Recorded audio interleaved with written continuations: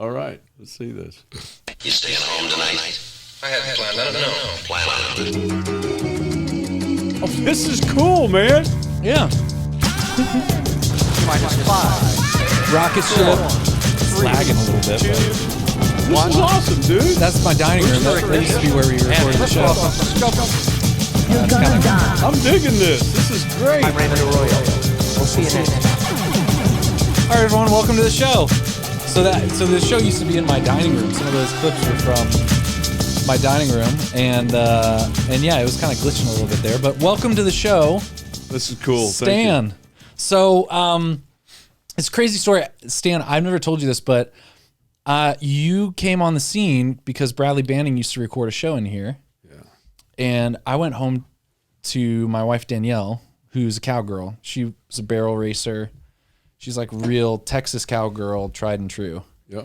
And I went home and I said, you know, today Bradley brought an actual cowboy to the, when you walked in the door, that's how I described you. I was like, this guy Stan looks and talks and acts like how I imagine like an ideal cowboy to be. You told her that. Yeah, I told her that. I was like, you got to meet this guy Stan. He's the That's nicest guy. He's got really cool stories, like really awesome stories. He's a man of faith and like just a really great guy. So we thought we'd have you on the show. Well, thanks for having me. So welcome. Have you ever, well, you have been on. You've been on Bradley's show, right? So this is your second podcast ever? Or? Yeah, now all of a sudden I'm experienced, right? Yeah. Yeah. You got to start charging. Not hardly. So are you an actual cowboy? I don't know a lot about you. To be honest, like we've talked a little bit, but I don't know a ton about you. I think of myself as a cowboy. I'm not like I said before, a rodeo cowboy, and I don't live on a ranch, and I'm not a working cowboy, but when I have the opportunity, I love to be with my sister and help out. Yeah. And I had an opportunity this summer up in Colorado to help some friends from the church. I started attending up there while I was there temporarily. And so your sister's a cowboy? Or she's a cowgirl. Yeah, cow she's cowgirl, cow person. She's great. She's really good at riding horses and training people's horses and working with young kids. She loves kids, which is just an incredible gift she has. So where are you from originally? Oh man, we were my family's from Texas and Oklahoma. Okay. Originally, my grandfather was from Tennessee. Okay. He was Cherokee, and on the other side, in the Oklahoma side, was the Choctaw, and then we have Scots-Irish and a little German. My grandmother was German, so we got a mix. How many siblings? I'm the oldest of four. I have a brother younger than me, my brother Danny, who he's the best friend a man could have, best brother I could ever ask for. My sister Stacy, and then my sister Nancy, who's in East Texas. She has a restaurant there, and she's just a gift. So that's cool. Yeah. Wait, is that so? One brother, two sisters. Yeah, four. And you're the oldest? I'm the oldest. Okay. I was the one that got to make the mistakes, and they got to learn from it. Hopefully, as they say, that's done. So yeah. So you have. I mean, you were just telling me the other day. Every time you come by, you'll give me like a little bit of your story, or you'll reference. Like the number of times you almost died. Like just the other day, you came real quick to talk about something, and then for some reason we started talking about you were trying to think of all the number of times you've almost died. Yeah. And you started going through. You're like, well, I was on a boat. I did this. Yeah. I mean, what are all the number of times you almost died? Give Kyle a taste. I'm very curious here. Well, chronologically, it was like every industry you can imagine. He was like, I almost fell off a plane, almost fell off a boat, almost fell off a rocket ship. Yeah, it's been pretty bizarre. When I was 4, just a few days before I started kindergarten, I got hit by a car. I was chasing some friends, some little boys on bicycles, and I ran up behind a car, and there's ran behind a truck, and there's a car coming from the other direction. It nailed me. Dang. Knocked me down. I was all right. It wasn't going super fast. So I got bumped around a little bit, That wasn't really bad. I met a kid once at youth group. This was like my first middle school youth group, and this kid walks right up to me, and he said, "I've been hit by a car twice." And I was like, by two different cars. And I was like, "What?" And I don't remember the second story, but the first story he told me, he said, "I was run over by a school bus. His sister was in the street and was going to get hit by this car, and he runs into the street and pushes his sister, and he got hit."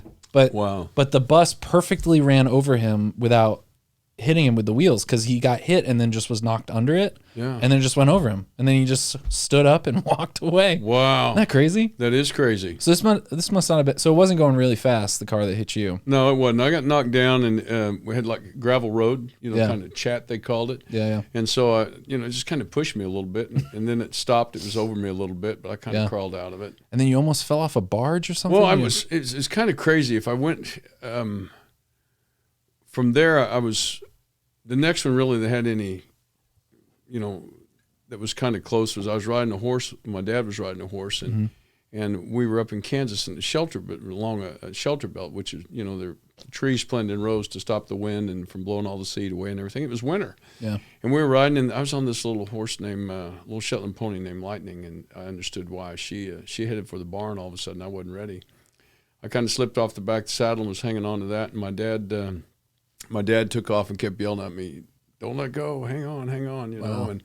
and he was amazing. It was like it was in slow motion. There was a break in the shelter belt. This horse is taking me down through the middle of the trees, two on each side, and Dad cut in there and reached down and didn't panic. My dad was like he was a Comanche riding so well, and he hung down in there, and he reached over and he grabbed the reins with both horses really, really cooking, really moving fast, and if he'd have pulled those reins up, the horse would have stopped, and we'd have just had a wreck, all four of us. And instead, he eased it down, and I was able to get back. I was safe. But Man, that was a big one. Let's see. I had a 450 watt heat bulb blow up on me one time. yeah. What? I remember you saying that. What's a heat bulb? Well, there was Provides heat, I guess. Yeah, I was on a training table. I just practiced track. I was qualified for a regional meet. Yeah. And Let me get this over here a little bit. Okay. There you go. And I've been working out, and so I came in. My coach said, "Get some heat on your legs, on my thighs," because I was doing sprints. I was practicing coming out of the blocks, and so I got a shower, and I had a little bit longer hair back then. Also, it was a different color. And No way. Yeah. What color was it? It was kind of a darker shade of what. Oh, okay. Yeah. All right. And so I got out of the shower, and as I sat down on the training table to wheel around and get under the heat, I threw my hair back, and the water hit the bulb, and it blew up on my neck and my chest. It just exploded. Oh my gosh. Yeah, so it was, but thank God, once again, the good Lord, I didn't get any glass on my face and my eyes or anything, and it could have been really bad. I just, it was so hot though, it melted a figure of me into the plastic around me on the. Oof. Yeah, I don't know how many shards of glass in me, but there was a bunch. Gosh. Do you still have scars or anything? Yeah, I from do. that? I have a lot of little scars, kind of like I got shot with a. It's peppered. Dang. So I've got some pretty good scars. And then you almost fell off a barge or something? Yeah, I got knocked off a barge. I went on the Mississippi Are you keeping River. track, Kyle? Are you keeping tally? We need to do a video where it says like 1. Yeah, it just keeps going. Yeah. I have to keep them in order or I lose sight. Yeah. I was. But all of these aren't like necessary. You haven't put yourself in crazy situations. It's more like just like unfortunate things have happened. Yeah, I think back. I think sometimes I did put myself in positions that weren't really the best. Most of these happened to me by accident. But the barge deal. I was working on a barge boat on the Mississippi River, and it was going from Baton Rouge down to New Orleans, and we'd haul grain down and hot sulfur back, and it was a good gig. It was a good summer type job, and. But there's a new guy in about 3 o'clock in the morning. We were moving into New Orleans to tie off the barges, and this new guy was out there on the barge with us late at night. And you've got big lights, and he kind of panicked and threw the rope, a big tie rope, and it hit me in the back of the legs and knocked me off the barge. And we're easing over into stumps and barrels and whatever's in the water. And so I came up and I grabbed the rope, and when I did, it started wrapping around me. So it rolled me against the edge of the barge, which was crazy. It was like I was getting rolled, and they stopped the barge, and my head was above water, and I was fine. I just had to roll the other way. Wow. How old were you? I think I was 19. What was like going through your head? Like, were you like, I'm going to die? No, actually, it was kind of weird. It was kind of in slow motion. I just kept thinking, if I can never get, if we can get over there, because it was slowing down. But it was dark and it was spooky, and I was banging into stumps. And but it was weird. I didn't really panic. It was afterwards it kind of hit me what had really happened, Huh. So how many other near-death experience, or how many other? Oh, I got knocked off. I was on a construction project, and we were building a large. It was a limestone hopper, big V, for to bring limestone in cars and for coal fires, really what it was. And it was about 9 stories up, 93 feet, I think is what it was. And the guys were wrecking out forms, and somehow this guy had the jib, which is the point on the crane. He was too far over, and when in this piece of wood, giant piece of plywood, 2x6s broke loose and hit me as I was walking across the middle of this walkway. And I grabbed hold of it. Just when it hit me, I just dropped these crowbars and grabbed hold of it, and it took me and it swung me about 60 feet into the steel on the other side, and then it spun. It started taking the coil out and did the same thing the other way. And yeah, I didn't. I hit the catwalk with my hip, but I didn't let go. And Wow. Dang. and this guy of all names, Cowboy, this guy we call Cowboy, had the sense to hook his safety belt out and lean out as far as he could, and he caught me as I came by. 'Cause I don't know how many more trips I can make. I think he got me on the 3rd trip. Holy cow. So, yeah. Were you calm then during that? No, Okay. I wasn't. No, Freaking I out? was just grateful, and I was shaking. And the guy, the rigger, they called, he sends the signals up to the crane and to the operator. He let him know I was okay, but afterwards, man, I went up there and told him. He said, I said, I'm all right, everything's cool. He said, man, I've been doing this 17 years. I've never had anything like that happen. I said, well, you can put that one in your book and don't worry about it. It's done now. We're not doing that again. It's over with. Yeah. so Is that it? Is that all your near-death experiences? I got robbed twice at gunpoint. Oh my gosh. Yeah. I love how that's a footnote. Like, Yeah. if I'd been robbed once at gunpoint, I'd be like, that was it. That Yeah. was my number one. I robbed twice at gunpoint. Yeah, that's twice. What's the stories there? Were those ones that you put yourself in the situation, or was that just... I'd come out of a restaurant in San Antonio, and myself and another fella, and these guys had followed us out. I'd pulled some money out, and I had a money clip. Yeah. And these 2 guys followed us, and we didn't realize it. And when we stopped to get out of the car to meet some friends at another location, they came down on us with guns and Wow. Yeah, came behind us. And When was the second time? second time I had a ring that I was selling. It was a former engagement ring, and I met a guy in a restaurant, nice restaurant, and he pulled a 9mm out from under a football jersey and just said, "Give it to me." Yeah, well, he had it in his hand, which was fortunate.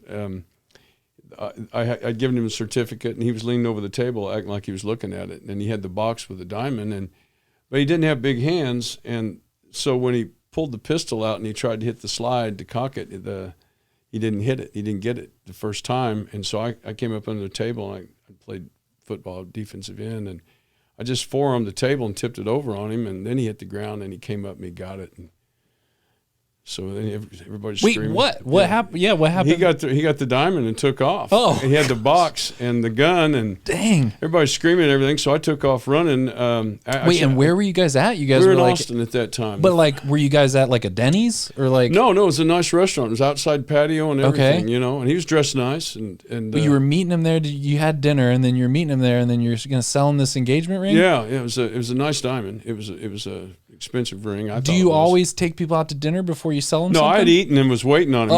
Okay. I was wanting to watch and see this whole Yeah. thing. I was doing my recon, and Yeah, somebody came yeah. in with him and dropped him off. But he just drove up and walked around the corner, I guess. But I took off chasing him, and I chased him about a block and a half, and it was in a. Wait, you chased the guy that had a gun Well, he on had him? my ring, and it was Did So you have a gun on you? No, but I knew. I didn't know exactly what was going to happen, but I knew I could outlast him if I had. If he shot you? If he just kept running, I could keep running. I could find out where gotcha, he was. gotcha. But wouldn't you be afraid that he'd just turn around? Kyle, would you run after a guy with a He gun? was pretty good ways ahead of me. He's probably 60 yards ahead of me, and Kyle, wouldn't you be afraid that he's just going to shoot you with a gun? I'd be very afraid. I would be running, but probably I the really other wasn't. I really wasn't. You weren't thinking. You're I just wasn't in the thinking moment. about him shooting me. I was as Gotcha. much as I was. This is a Yeah. $15,000 diamond this Yeah. guy's running off with, and we're going to chase him till he stops. Yeah. But I followed him around the Kroger, and I ran behind chasing him, and came up, and the guy was sitting there with a pickup truck with a sawed-off shotgun in the window, and I drove behind the dumpster, and there they went. So it was history. They got it. Dang. Yeah. Wow. So no harm, no foul. How old were you then when that happened? Man, that was probably. I was probably 40. Wow. Let me see. Yeah, probably around 40. What were you doing at the time? Obviously, you probably got a promotion from the barge. to afford a $15,000. It was I was working for a new home company, a home building company. Okay. Yeah, in Austin. It was great. Man. So what else? Is that it? Is that all your That's times? all I got, man. That's enough. That's a lot. That's a lot of almost. It just wore me out thinking about it all. You know. That's a lot of near-death experiences. A lot of it, little Kyle, what's the closest to death you've ever come? I punctured my spleen when I was in college once. Actually. Oh, I remember that story. I was playing flag football. I don't know how I played tackle football for a few years in high school. Never really had any problems, but I was playing flag football, and this ball was tipped in the air and it was turning over on its side like crazy, and I jumped on the ball and I caught it. It was an interception for those keeping score at home. And after the game, I went to my next class. I had like an afternoon class at 6 p.m. and I went to use the restroom and I was like peeing red. I was like, that's crazy. That's not good. So I Googled peeing red sick ? Because I was like, let's get to the bottom of this deal. And oh man! I found out that I had allegedly internal bleeding, but I don't know if anyone's ever Googled like a illness. It always tells you that you're dying. Yeah, it always tells you that. I'm surprised it didn't tell you had cancer. Like, yeah. I normally get some form of cancer. Well, with all my symptoms, it's like it could be cancer. Yeah. So, immediately go there. Yeah. I blew the whole thing off, and I was like, it's not that big of a deal. And I sat through the class. It was a 2.5-hour class, and I got back to my dorm, and I really felt bad. So I called a buddy of mine who was a nurse, and I was like, hey, what do you think? And he was in the middle of doing something. He was like, you're probably fine. I was like, I don't think he's right. You're like, thanks, guy. So I called a second opinion. And this is like what it was like. Our school had a big nursing college there. So you would just call these like third-year nurses for medical advice. And when I called my friend Diane, I was like, hey, so this is happening. I feel sick, blah, blah, blah. I'm peeing red. She's like, are you serious? I was like, yeah. Oh, did not mean to hit that button. But Diane took me to the hospital. I spent 2 or 3 nights there. And if I had gone to sleep, I probably would have died, they said. Wow. Gee. Which is pretty crazy to think that if I hadn't called Diane, probably would have passed away. And I tell Diane that all the time. It embarrasses her to no end. I'm like, Diane, you saved my life. And we'll just be talking to people and be like, oh, this is Diane. She saved my life once. Man. I don't think the closest I've ever come to death is like, we lived in Ramstein, Germany, and I loved these like butterscotches.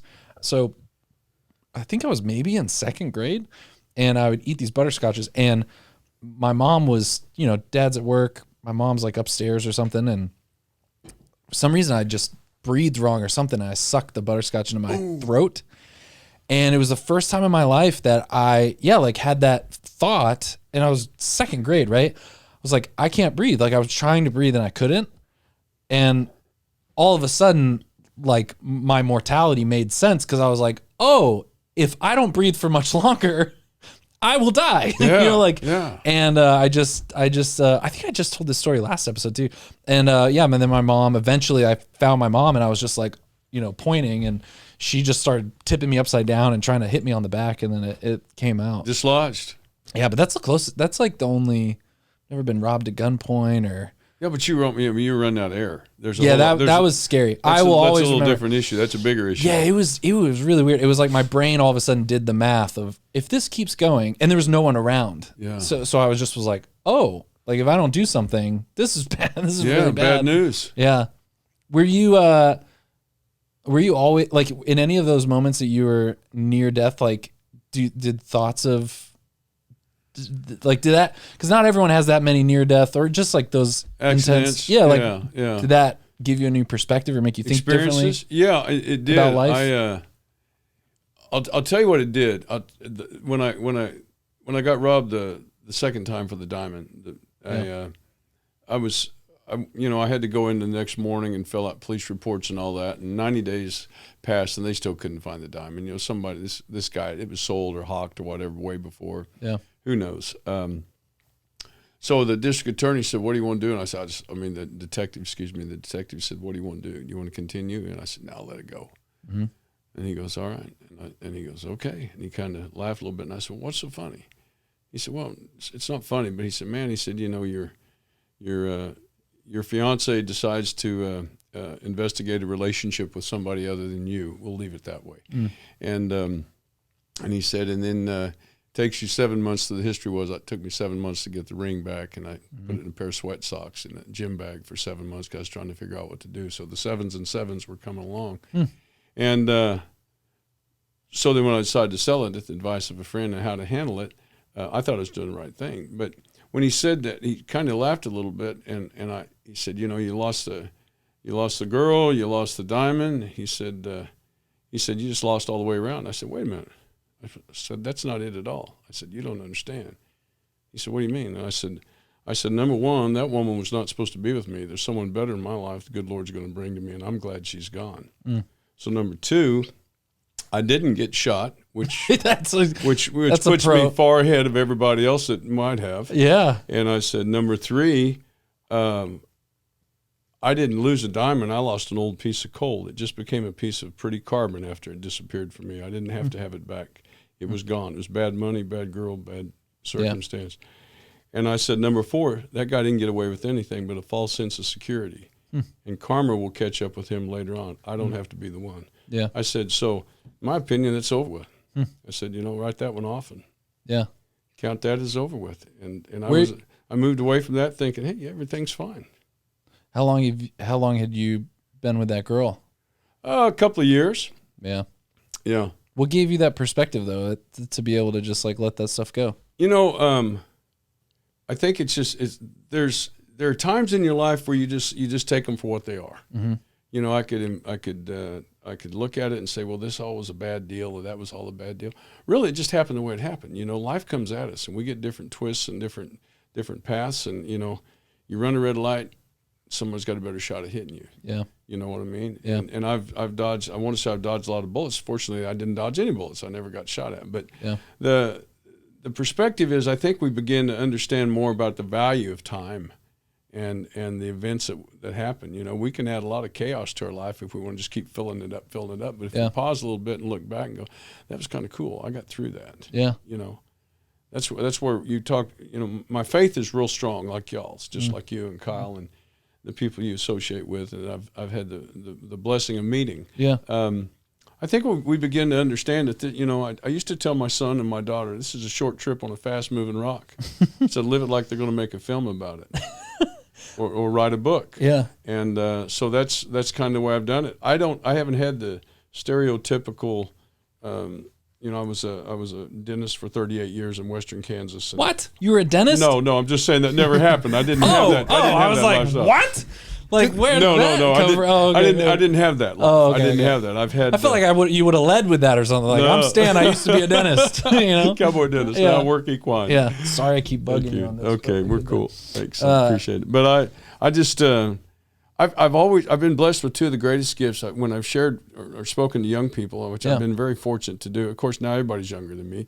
I don't know. I guess you hang around long enough. Person. You got enough enough candles on your birthday cake they can see it from the sky. Yeah. I don't know, but well, wait, were your parents like religious, or like where did that all come from? We have a strong. My mother and dad were strong in their faith. They didn't shout it from the mountaintop, so to speak, but they lived principles, and they were. Yeah. I mean, my mother and dad, we would go to church, on most occasions. Yeah. Other times we didn't. Where? What was the church? I went to Baptist church. I went to Methodist church. Yeah. I think one of the things that's given me, if I may, some of the best perspective is when I was a kid. Little boys play cowboys and Indians. Yeah. Well, I could play on either side. Yeah. I had incredibly. I was enamored with the West and the cowboy lifestyle and the bigger than life stories that came with it. And some guys that my dad knew or friends that we had that were involved in horses or cattle, and I worked on a ranch a little bit when I was a kid. But by the other side, the part I go back to on the faith is being part Native American. There's a spiritual essence to that doesn't necessarily follow the Christian doctrine, but yet my mother was a very spiritual, loving woman, but she loved the Lord, and so the Christian faith was in our family. And so your mother was Native American? Yes, my mother's Cherokee. Oh, Cherokee. Did I miss that, Kyle? Did he already say that? Did I totally miss that? Wait, she's full. No, not full. Oh, okay. Yeah, she was part Cherokee. Yeah. Oh, wow. And my grandfather was Cherokee. He came from Tennessee. You did say, and then you said you have German on your side too. Yeah, my grandmother was my grandmother on my dad's side, she was born in 1903 in Lillian, Texas, south Yeah. of Fort Worth. So your mom's part Cherokee, and then your dad's Choctaw, Scots-Irish. okay, Yeah, cool. And some German in there. So, Yeah. So we've got a blend, Yeah. like most families in America. So both your parents were religious growing up. Well, they had religion. They loved the Lord. They taught us principles of life. Yeah. And we came to.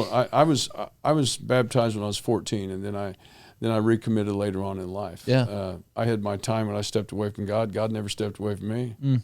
You know, I've told people when a lot of times these little short things that burst out of me sometimes. I don't know why, but I told them, I said, you know, when I was chasing the dollar at one time, you know, just like everybody else, a particular point in your life, and you're taking care of your family and you're moving up the ladder and you're doing those things that you think you're supposed to do. And you are at those times. Sometimes we don't stop long enough to question them while we're doing them. But I told him, I said, you know, when I chased the dollar ran. But when I reached the Lord, he gave me his hand. And I mean that sincerely. When I've always had enough, never had too much, never had too little. God's provision was always there, you know. So I think the essence of what we try to do is we try to connect while we're here with where we're going there, and while we're here, you know, love our Lord, and our spirituality comes through that. Yeah, I've overheard like you praying with Bradley every now and then, and like doing. I mean, not everyone grows up with church in their life and still like keeps it when they get older. Yeah, I was just kind of the other way around. I had church in my life, but I wasn't a Wednesday night guy. You know, we learned to say our prayers just like everybody else. Yeah. But I think the thing that strengthened me the most in my faith is the experiences I've had, and being available to others. I mean, I'm not blowing my horn here. That's not it. But I think when we can open ourselves up to be available to others, and serve. We're so enriched. It doesn't cost anything to love. It doesn't cost anything to smile or to share or encouragement. You can make one statement to somebody in the morning that's polite and nice and encouraging. You've made their day. Yeah. You know. Yeah. When my son was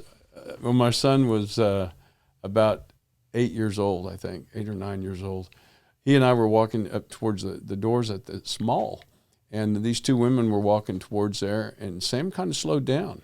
My son Samuel kind of slowed down, and these gals got to the door first, and they opened it, went in, and then he kind of caught it and held the door for me, and I said, "Son, come here."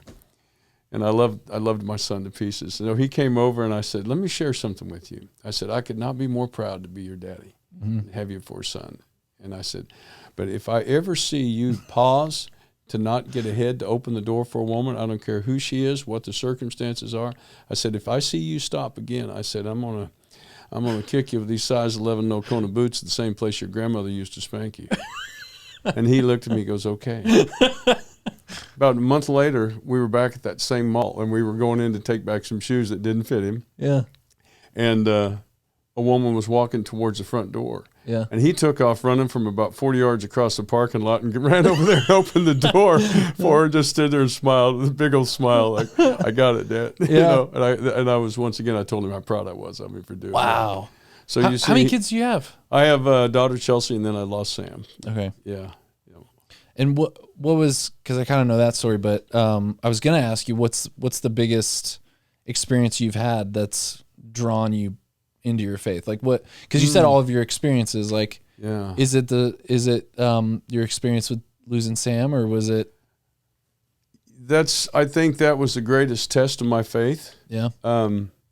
I shared one time, I've been very blessed. I've had some challenges that have turned into absolute blessings. One of those, when my father passed, I was asked to give his eulogy. My family asked me, my sisters asked me, and my mother asked me. And so I did. And then when my mother passed a couple of years later, I gave my mother's. And then a few years later after that, I gave my aunt's. And then I wasn't ever expecting to give my son's. But I was speaking in a little Baptist church. A sweet woman asked me if I would speak to their congregation, and it's here in the DFW area. And I was speaking, and the Lord was just moving through me. I could feel it. I don't even know what I was doing, but it was just coming in. And I said, I've been blessed because I've given my father's, my mother's, and my aunt's eulogy. And I paused and I said, but nothing prepared me for my son's. And I'd said that before in that sequence. I said, wait a minute, what's wrong? I said, that's exactly what happened. God had prepared me first initially, because when I was giving my father's eulogy, I had no way I could have done it without the strength of the Lord. The same thing my mother, obviously. Yeah. And so I depended on him. It wasn't me. It wasn't me at all. Yeah. And or the words or the feeling or whatever. And the same thing with my aunts, to honor her. But when it came to Sam's, I was sitting in the driveway getting ready to go. Everyone had gone. We'd come from different areas to the service. And I just wanted to drive by myself. And I had 6 note cards. And all I wrote up at the top, could get written at the top of the first one, I'd worked on this for 2.5 days, was, God, give me the words. And so going into the service, there were, I think, almost 400 people there. It was amazing how much they honored Samuel. I focused on his life. I just knew when I went up there it was to be focusing on his life and not the event that took him from here. Yeah. And I was able to do that because God just gave me the strength. He just put the words through me. And Sam and I used to talk about that life is like a boat, and we're going across some water, and you might hit a rock, or the wind's going to blow you off course, or you might knock the rudder off kilter, and you'd be a little cattywampus as you're going towards it. But you always move to the lighthouse. You always move to the light. And as you adjust, you continue to gain momentum, not so much that you're moving towards it, but that you're continuing to move. Yeah.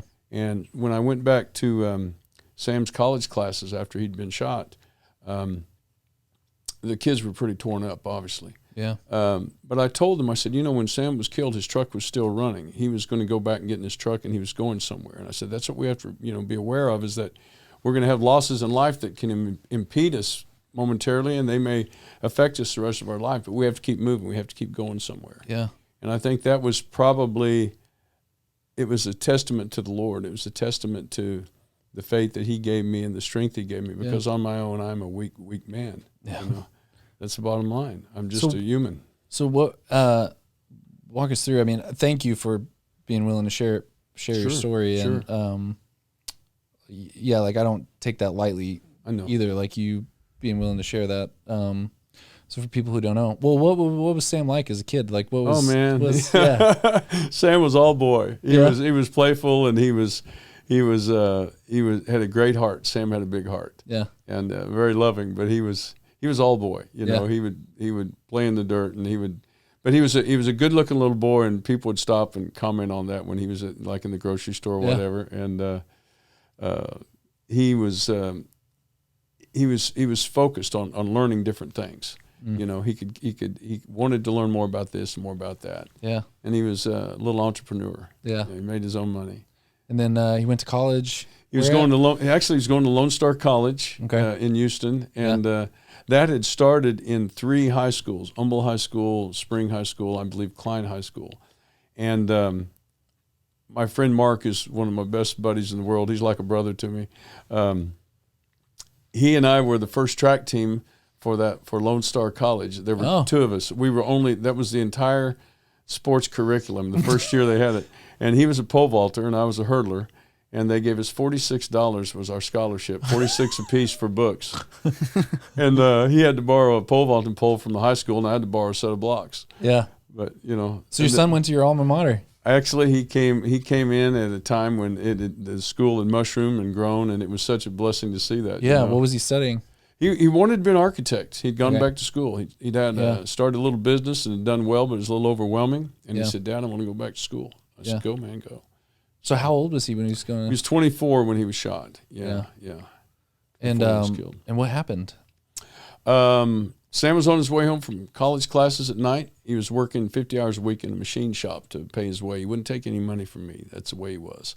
And he was working 5 days a week, 10 hours a day.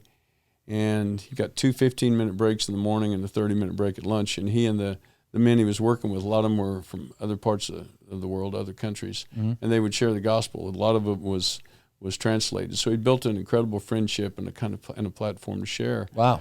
And then he'd go to school at night. And on the way home, he stopped at a convenience store. It's kind of funny. In Houston, Texas, you don't think of somebody just letting you get $10 worth of gas and run up to the window and pay you. But that's what he would do. These people just loved him. And as he was getting gas one evening, an armed assailant grabbed a woman who was coming out of the store and put her against the wall and grabbed her purse and impeded her leaving and put a put a gun on her, and Sam saw what happened. And instead of running up the window, he veered off and went straight into the situation and interfered and pushed the guy back, and wrestled with the guy, and blocked her so she could get away. But they wrestled, and the fellow pulled back and shot my son and killed him. Yeah. So he didn't die right away, but he was transported, and they just couldn't keep him alive. So, yeah. But incredible man of faith, and a great smile, and everybody liked him. He was a lot of fun. So how did you find out that had happened? Like, oh, I was on a drilling rig west of Oklahoma City, about 60 miles, and when I came off the rig, I turned my cell phone on, and I got a message to call his uncle, my former brother-in-law, who is in the sheriff department in Houston, and he told me the news. Yeah, I was out in the country, and man, I came apart. I just absolutely came apart. Yeah, I bet. And this man who was coming down the road saw me. I was banging my fist in the side of the pickup. I was in disbelief, and he stopped, and he was a real strong, very calm, very composed, and he asked me what happened. I told him, and he said, "I'll help you." And he was a Christian man. He helped me get my bearings, and he followed me till I get to Main Road, and then I drove to Oklahoma City, and then head home. So yeah, I can't even imagine. I mean, I can't even imagine how mad I would feel. Like, just crazy. It was. I'll tell you what's bizarre. It's amazing to me how the human body, how the mind protects itself. Or that's what I meant. Not just mad, like angry, but just just confused and insane, like feeling. Because I've never experienced anything that intense or tragic, but as I've gotten older, I've experienced more and more the depths of, getting closer to despair, and there are times where you just, like, your brain just starts. It's not like the movies. Like, your brain just starts shutting down, and you don't even know where you are. You're just freaking out, and I can only imagine, like, if something were to happen to one of my kids, like, I can only imagine. Yeah, I was. Your brain takes over to protect itself, to protect you. What do you mean by that? I had 37 phone calls.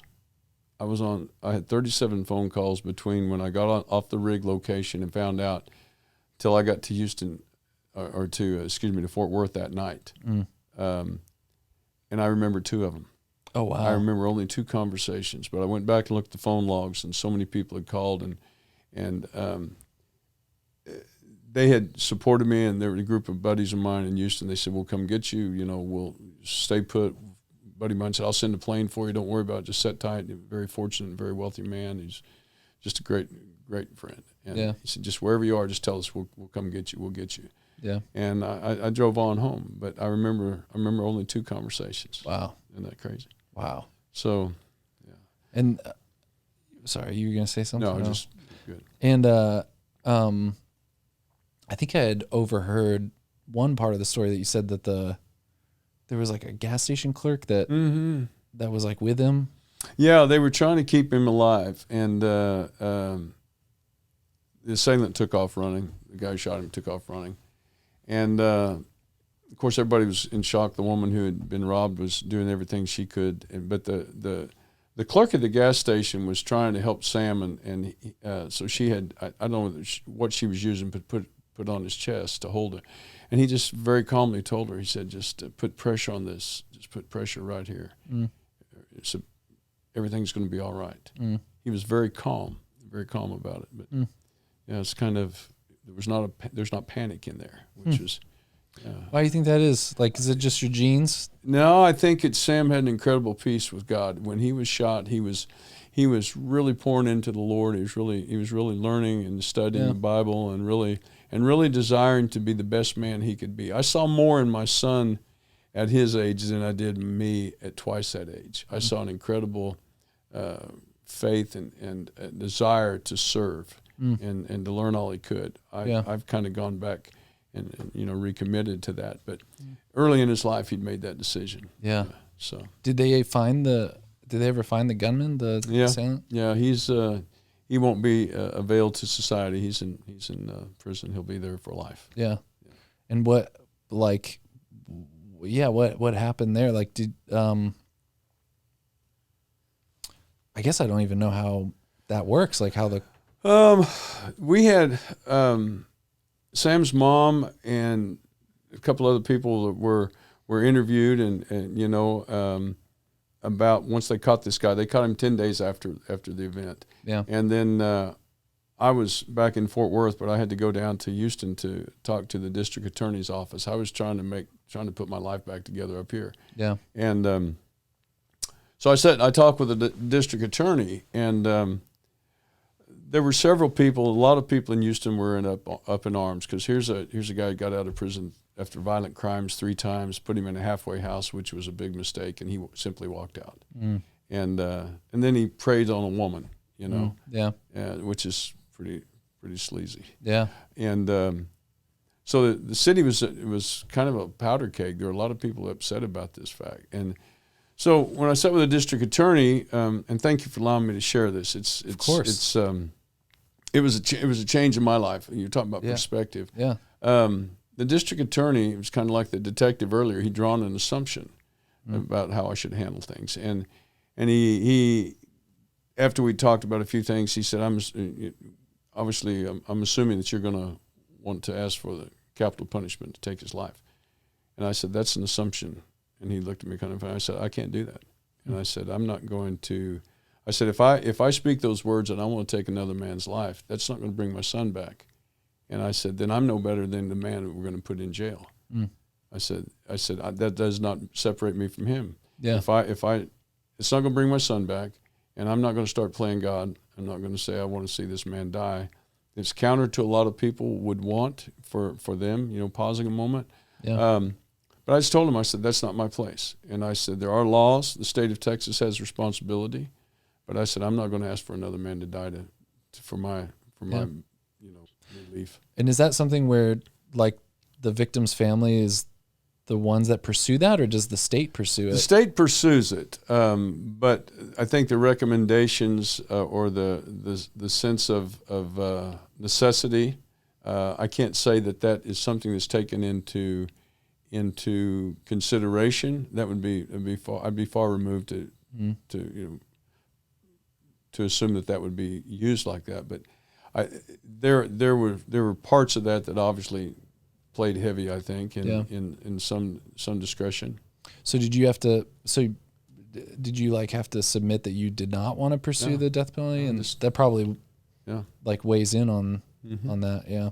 And I just told him, I said he shouldn't. I said whatever you guys do, he shouldn't be a veil to society. There's no way this guy should ever be. Yeah. You know, we've already seen that happen go wrong. It's already gone wrong. Yeah.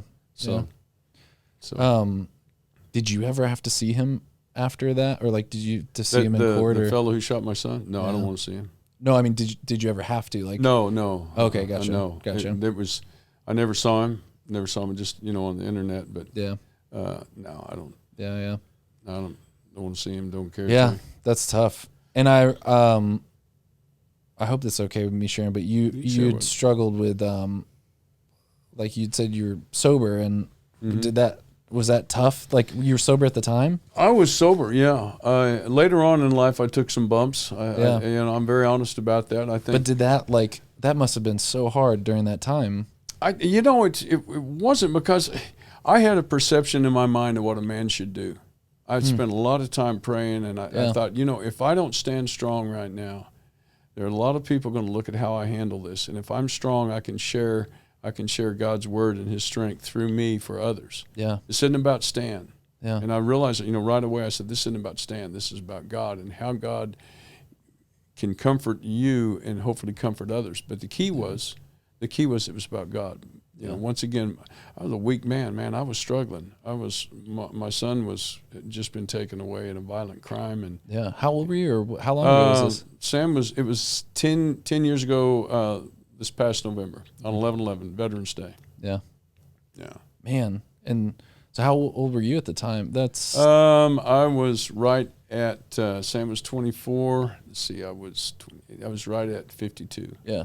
So how 55, excuse me. I mean, that's 55. like, I mean, that's no small matter to have that perspective with, like, in the middle of all of that. Or you said you felt weak, but to have that perspective is crazy. I mean, like, not crazy, but I think it is a testament to your faith and to your convictions and your beliefs that you could think of others in a time where no one would doubt you for.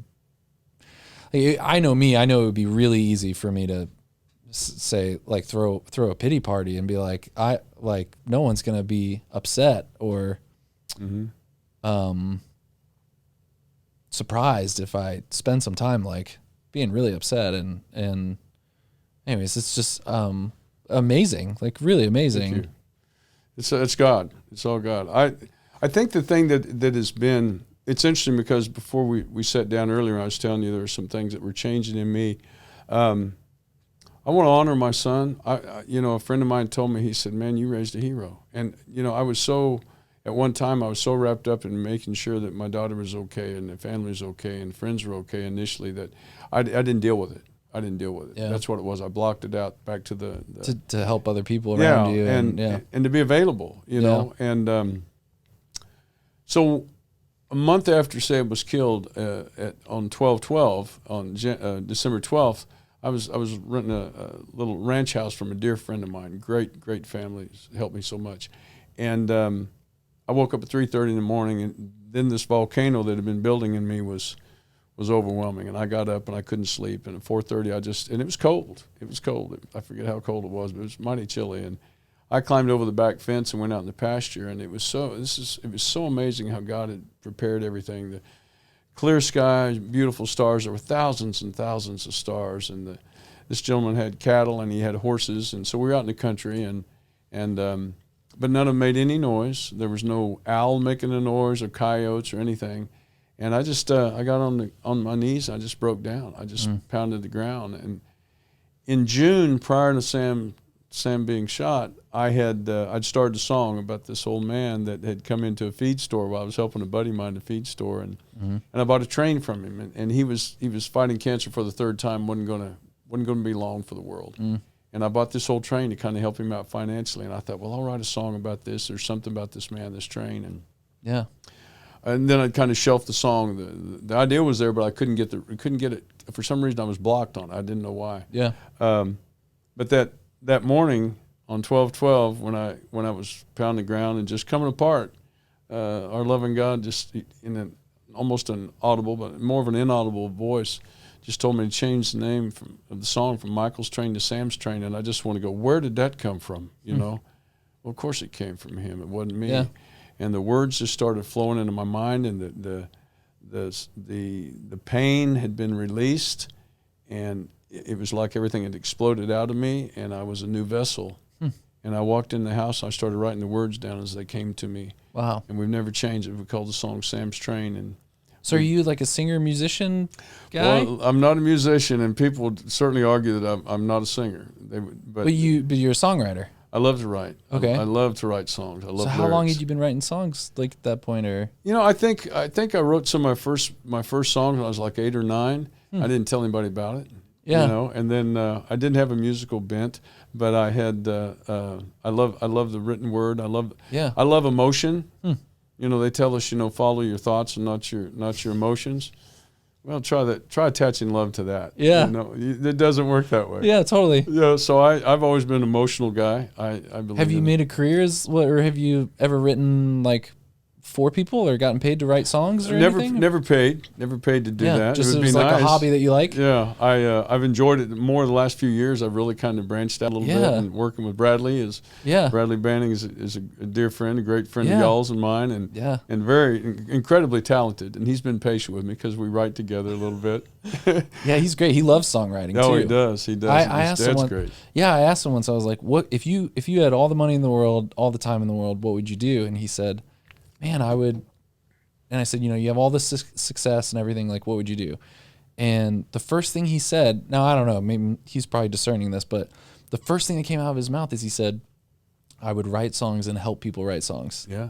I was like, wow, that's not what I expected. No. I thought you'd say like tour the world, playing big concerts and kissing pretty girls, you know? Or well, now he's got one pretty girl, but Yes, he does. Wow, that's a wild story. And I'm sorry for people listening, I'm sorry I keep adding stuff, but I'm trying to piece together the little things I've heard you say all into one. But there's there's a story about an image of Jesus and an image of your son. Yeah, man, you're gonna take me to the mat on this one, but maybe it'll help somebody. And we don't have to. Well, we don't have to no, share that. I think as a man at my age in this life, riding this rock at this length of time, if I can honestly make a difference for someone, I'll throw this out there. And, well, if you're not comfortable, I mean, I don't. There was a point in time in my life where I didn't want to live. There was a point in time when Sam had passed. I was trying to get my wheels, trying to get some balance. I was so far out of balance, and I felt so alone. Yeah. I was living on the ranch by myself, and I just couldn't get my game face on, if you will. Yeah. And I was beginning to kind of tumble and I don't know if it was. I don't think it was self-pity, but I think it was self-awareness that my son is gone, and I'm crushed. I got to live with this. And I think a lot of people could relate to that, like that feeling of. I mean, I know I've felt those feelings, like maybe not as strongly, but your brain, like you said, your brain starts trying to protect itself, and your brain starts looking for an out, or at least that's what my therapist told me. There you go. It's good. It's like your brain starts looking for an out, and like these thoughts are not. They don't make you necessarily like, different in some way. Like your brain just starts thinking, how do I get out of this? Yes. I'm experiencing so much pain. Yeah. And solutions, your brain's trying to find solutions. Yeah. And sometimes it gets pushed so hard that it comes up with bad solutions. Yeah, absolutely. And there are thoughts that then, you struggle with that thought, and I think a lot of people can relate to that. I never thought I'd find myself in that position. Yeah. But one morning I didn't want to be here anymore, and I realized at that time it was there was a battle going on. There was a battle between good and evil, but I couldn't really grasp it right then at that time because I was in the middle of it. I was in the bulk of a good fight. I love a good fight. I've fought since I was a kid. You fight for the things that you believe. Don't start a fight, but fight for those things that mean the most to you. And I just didn't want to stick around anymore. I wanted out of the pain, and I took a calf rope, and threw it over a tree limb and tied it off to the trailer hitch on my Ford truck, and I stood up on the side of it, and 3 times I tried to push my head through the loop, and I couldn't do it. The second time I climbed back down, and I said to myself very loudly, I said, "You coward, you can't even get this right." And that was nothing more than evil and Satan trying to work me over. But each time I tried to do it, I had been given a depiction of Christ, a gift from an incredible artist in New Mexico, and I was going to give that depiction of Christ to Sam at Christmas and give him a World Cup soccer ball because he's a soccer player and it's a big year for him. And each time I tried to put my head through the loop, I just kept seeing Sam's face and that picture of Christ. So when I climbed up the third time, I thought, I can do this. I looked at it, and it was just like I could see, I could feel it. And I climbed back down, and I called my sister, and I called the owner of the ranch. I said, I need help. Yeah. And here came the cavalry, Yeah. But I was not, I'm only human, and I hurt beyond belief because I'd stuffed it and held it down so long and hadn't talked to people about those specific things that were wearing me out. Yeah. And I was, when I climbed down from there, you were talking about perspective and faith earlier.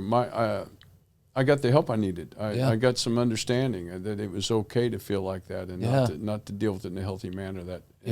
But then I began to understand what I needed to do, and it was to get out of self and into service and be available to others. And then I got my wheels. Then I got things back on track. But, well, explain that a little bit. I mean, for people that maybe are experiencing that kind of pain or that, like, because you just said it real quick, but like unpack that. Like you got out of self and into service, or like what was it? Okay. What allowed you to ask for help? I mean, obviously ask for help. I mean, that's like what people could take away is it's hard to ask for help, but like ask for help. But then also, what was that shift? Like explain that self to service. I think I went from a part of thinking that I can handle this.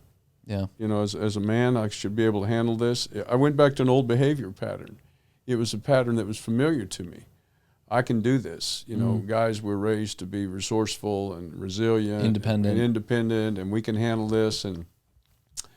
And I had done that in many instances in my life, but this one was way too big. And so I started reaching out for help. I started getting some counseling. I talked to people in my church.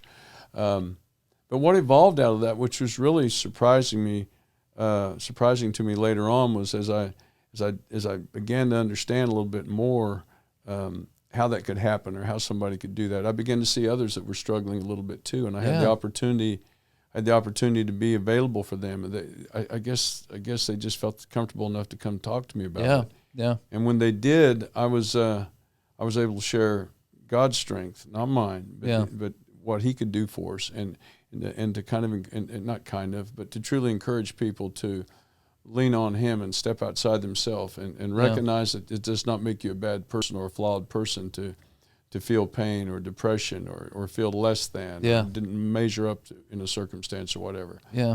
It's that freedom that happens once we decide, I'm going to turn this over and I'm not responsible for feeling this way. Yeah. Then we can begin to grow and appreciate our lives more. We can be available for others, so that if someone is in that need or there's somebody that you can help out, you're there. Yeah. You know? And it's what more of a blessing can you have to ride this rock as long as I have and get to hopefully encourage people. Yeah, it's crazy how God uses pain and hurt. And again, not that pain and suffering God intends it, or like, it's just, I think sometimes Christians get misconstrued as, well, you're just like seeing the silver lining and everything. Like that's not life. Like that's not realistic, or it's just being optimistic. But so, I mean, it's not that God wanted that to happen, or we're just saying, oh, isn't it nice, the things that came from this bad thing? Mm-hmm. But it is interesting that like God made us where we have to have other people in our life. Mm-hmm. And like what I've experienced is that pain or suffering or hurt, the temptation is, as you're experiencing that, to turn in and not want to go to anyone and and the last thing you want to do is share it with someone or reach out to somebody but it's crazy how when you do start doing that, like how healing it is for other people, how like even just allowing someone else to help you is a gift to them, like is a gift to you because you're being helped. But it took me a while to realize like how much of a gift you are when you share that burden to other people. And it's tempting to think, well, everyone else has burdens. Like, why would I share my burden with, like, why would I put some on their back when they're already burdened, right? But it's crazy how God uses that to bring healing to other people. Kyle, I have to pee really bad. So why don't you tell Stan your favorite country movie? Or no, your favorite like Old West. I'm going to go right after you. Your timing couldn't be better. Can we pause, Kyle? Yeah, we can pause. Is there a pause button? Drawings? Yeah, we had like a cartoon guy coming. There's this weird thing we did where they spent like 20 minutes trying to teach all of us how to draw. I can't draw at all. Wait, at work? They're trying to teach you how to draw? Well, the idea was that like, this is not a professional cartoon by any means. But like, this looks decent. I think it looks good. That's very good. I was very proud of it. Very good, man. The idea was that with drawing, if you spend 20 minutes trying to learn how to draw a silly cartoon, it's crazy. If you spend like focus 20 minutes, you can draw nothing crazy, but like you get better. This is a decent you get better. It's good. Drawing that. And the idea but why is we're getting your cartoon? The idea was that to show us that like just 20 minutes of focused practice, you can see some sort of result. Oh, gotcha. 10,000 hours, and then all of a sudden you're a cartoon. Yeah. This is really simple. 20 minutes. Oh, you can draw a little bit. I was like, cool. That's cool. Idea. I've never drawn anything. I like that. That's going to be that one right there. It's going on the cover of my book. or at least inside. That cartoon? At least inside. It's somewhere above a chapter heading. Above a chapter You'll heading. get 40 minutes of drawing. I love it. I love it. He'll spend more time. No, we're going with. I want the initial, man. I want you to sign the rookie card. Just That's the what I rookie- want. yeah, I want sign the rookie card. And you know what? I think there's a chapter right there called rookie card. There Don't you let go. me forget that. That's a That good sounds chapter great. name. I'll There text you you go. that idea just now so you have it. Please do. Thank you. So the chapter title would be called Rookie Card. Rookie card. And what would that chapter be about? It would be about changing directions. Like Kyle did something through an experience, change the direction. He recognized if he really wanted to pour into it, he could be a cartoonist. Yeah. Open the door. And what's the book that you're going to write? What's this book about? Sam Strain. Well, no, Stan Stew is the name of the book. Okay. Yeah. And it's about your life, or like is it life lessons, or is it It's anecdotes? It's going to be pretty cool, I think. Life lessons. You know me, I'm a philosopher. Yeah. You know, I'm 20 cents an hour philosopher. You get what you pay for with me. But are you going to like walk through your life, or is it just random things? I've got some things that they're going to be sprinkled in from different experiences. Okay. Some a little heavy, some not. I'm Yeah. going to try to stay away from the heavy, but I'll give some serious stuff. But you know, it's. I was reading Matthew McConaughey's Green Lights. Great book. Incredible. Okay. Is that a self or autobiography or something? Or yeah, it really is. It's an autobiography, but it gives a lot of insight into everything from work ethic to family dynamics to following dreams to giving up on things when you need to let go of. So that's what it's been. It's been a real good opportunity for me to read his perspectives. Yeah. Which it's interesting. Some of that ties into what I think. Some of it. I think each of us could pull some chapters out of there. But you know, I've got one. pull one. This, pull a little closer. Yeah, a little closer. We about ready to get back in? Oh, we're in. Oh, we are in. We're going. Yeah, we're going. Oh, well, cool. Right, because it's been recording, right? Yeah, it's been recording. Yeah. All right. Well, we're good. So what? So one of the chapters I'm calling is Seventh Hurdle. Okay. And when I was a little boy, young boy, just 12 years old, going seventh grade. I'd been a sprinter. I loved track, and we were in Kansas at that time. My dad was in the oil business, and my grandfather, his father-in-law, was, and that's where he started his career. And I was a sprinter. It was pretty quick, but I started getting tall and lean and kind of lanky, and I was blessed with a really good coach who recognized that, and he put me on the hurdles, and so I started running hurdles. Well. There's a number of steps you take in between the hurdles in succession so you get a rhythm. And most of the time when you're in seventh grade, it's 5 steps, or even ninth grade, 4 or 5 steps. But very rarely does anybody do them in what they call 3-stepping, which you hit with your lead leg, you go left, right, left, and then you're up again. That's because you're 10 yards, you're 30 feet between the hurdles. Wow. But I had the stride and I had the speed that I could keep the momentum. And so there I was in 7th grade, and I was going to track meets. They brought me up from 7th to 9th grade. I was going to track meets running with the freshmen in high school. And, here I am. I'm just a kid out of 6th grade, and I'm going to these track meets, and so I'm running with the freshmen, and I'm holding my own pretty well. But there are guys there who are going to graduate. There's a freshman, then there's a junior varsity, and there's a varsity, and you can step up. But there were guys who were finishing high school and go to Vietnam that year. Wow. Stop and think about it. That was kind of a different time. Yeah. There was a lot of civil unrest, and I learned to fight for what was right. I stood up and fought for a very dear friend of mine, a good friend of mine one time. We both got the heck beat out of us. I wouldn't miss it. I'd do it again in a heartbeat. Yeah, because it was for the right reasons. Yeah. But there's a lot of civil unrest, and don't want to tie all that together right now, but it gave me the opportunity to compete at a different level. Okay. And so doing that, I began to understand that I could press it. I could press the envelope. What I've learned later on was I would outwork everybody. My dad told me one time, he said, "Son, you're probably not going to be the smartest man in the room," and I recognized that right away. I appreciate him sharing that with me.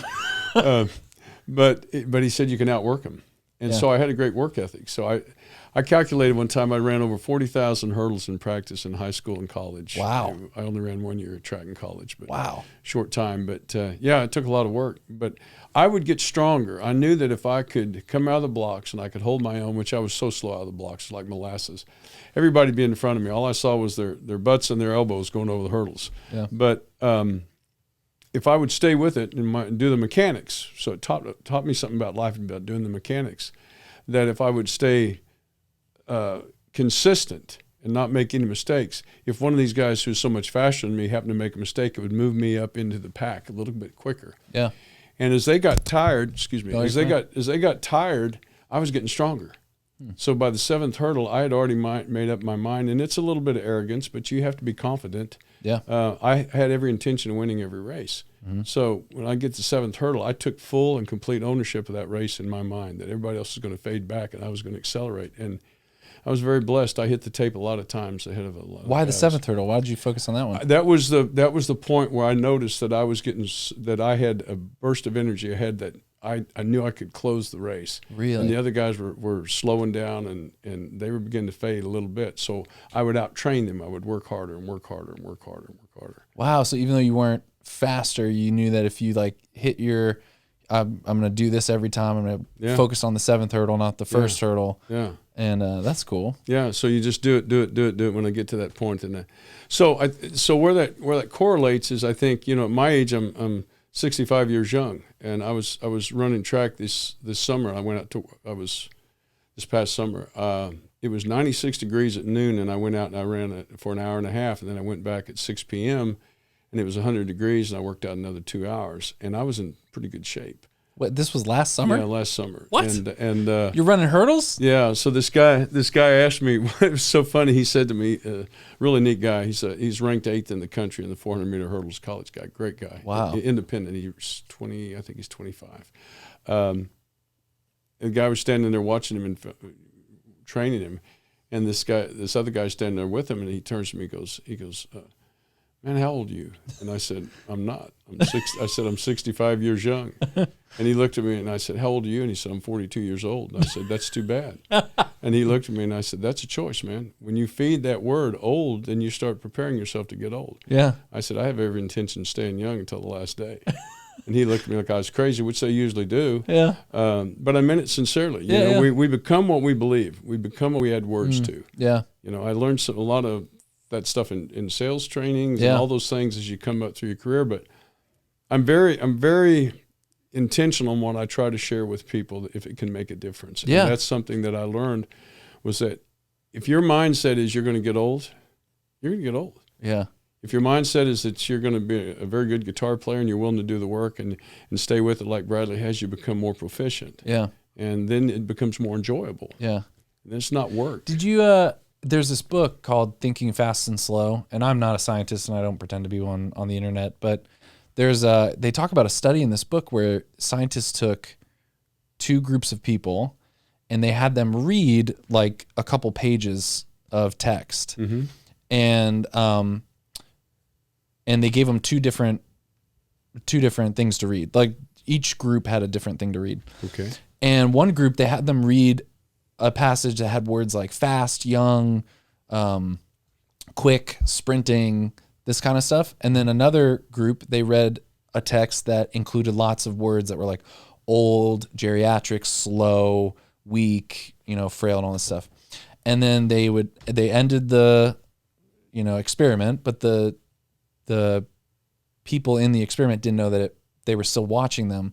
So they'd dismiss them and they would leave the room, but then they would clock how fast they walked from the office to the elevator. Whoa. And they found that the people that read the slow stuff walked slower on average. No kidding. Than the people that read all this stuff about quick and young and fast and all this stuff. Oh, that's cool. And it had a subconscious impact on them, even though they weren't, they weren't like thinking about that, or they weren't consciously. Yeah, it just like had a subconscious impact on the way they went about the world because of things that they read. That's pretty cool. Yeah, so I believe it. I believe that your mentality and the things you're feeding yourself and things you're thinking and constantly absorbed in does have a really strong impact on you. I believe it 100%.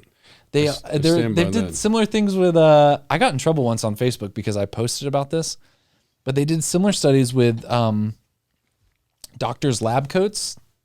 So they would take people and they would have them we got to look this up, Kyle. It was like they would have them make educated guesses on stuff.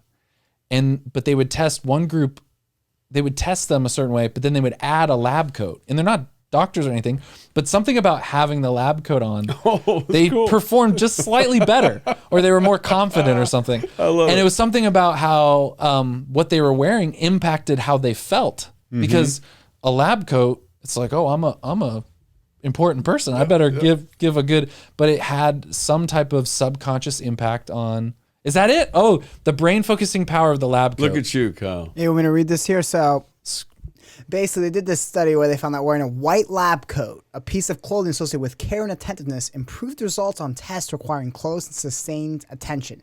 Importantly, the effect was not found when they said this is an artist's coat. So it's not a coat thing. So it's not just that it's a white coat, it's that the like what my thoughts are about a scientist or a doctor's coat, maybe, right? Right. The Yeah. perception that you have. Yeah. It's like, oh, I'm this type of person. So they took 58 people, half of whom wore this lab coat and half didn't. And they were told that the people before them had worn these jackets during an early round of the study to protect the clothing from like some dust. And then they took this test where they had to like name a color of a word flash on a computer screen while ignoring the word itself. So they did this for a couple things, and they did it with a lot of people, 99 people. Well, 99 isn't a huge... That's a pretty representative sample but, size for this sort of analysis. You don't need that many people if it's a diverse group. Yeah. You can get pretty scientifically accurate results with only 99 Kyle's also people. a scientist. I'd see that. I'm not a scientist, but when I was in college, we had to read these studies, and I'm Oh, telling that's you, right. You're an economics major, so you can speak a little bit to this. the only thing I was good at was we used to have these tests where they would give us an article and we had to answer questions on it. I remember like that was the only thing I was good at. Like the questions where you had to read a book and remember, very hard. But I was like, guys, the questions are on the test. It has the answers. I was like, you just gotta slow down and read. I never understood why that was like a problem for people. But this is cool. Like, I mean, I think it there's something powerful about setting yourself up to do these little ritual or do something to put yourself into the mindset of what you're about to do. Mm-hmm.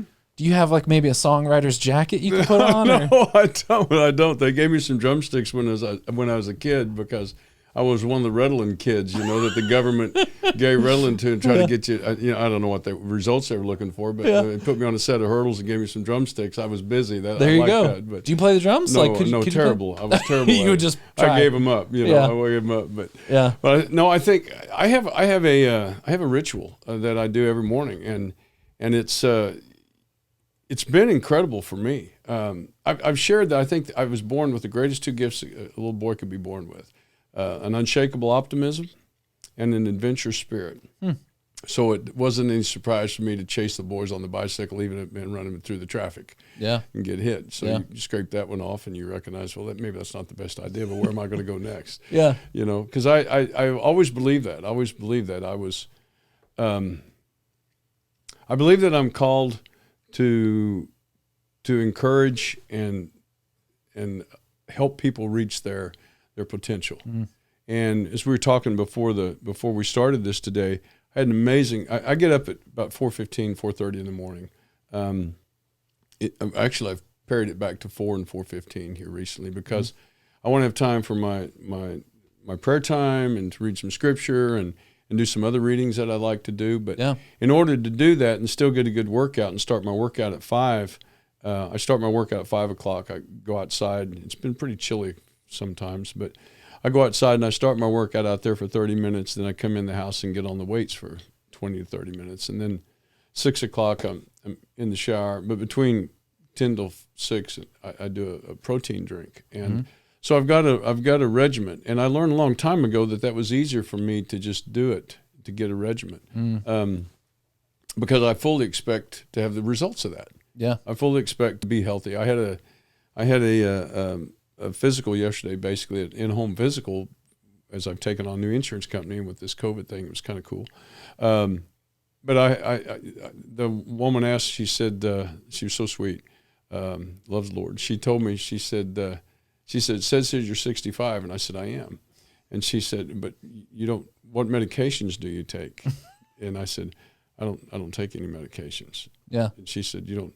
And so I'm very blessed. I'm very, very blessed. But I mean, there are many people, and God bless them, who have to have specific medications for their needs. I'm just at this point in my life, I don't have to have any. Wow. So I don't I'll take aspirin once in a while, but I take vitamins and I eat very healthy. And but my anticipation, what I expect of that, is what I've gotten. Yeah. If I get up in the morning, instead of saying I don't have enough time in the morning to do more Bible study or more reading or more prayer, you just have to push the clock back and get up a little early. Yeah. You don't shortchange yourself. And so you're not wondering, like, each morning you're not wondering, is this a workout morning? Do I have to work out? It's just what you do every morning. Yeah. Every morning. The first thing is, hit the coffee and use the restroom and then get on my knees, make my bed, and then get on my knees. Before I put my pillows, I lay them down, I get on my knees.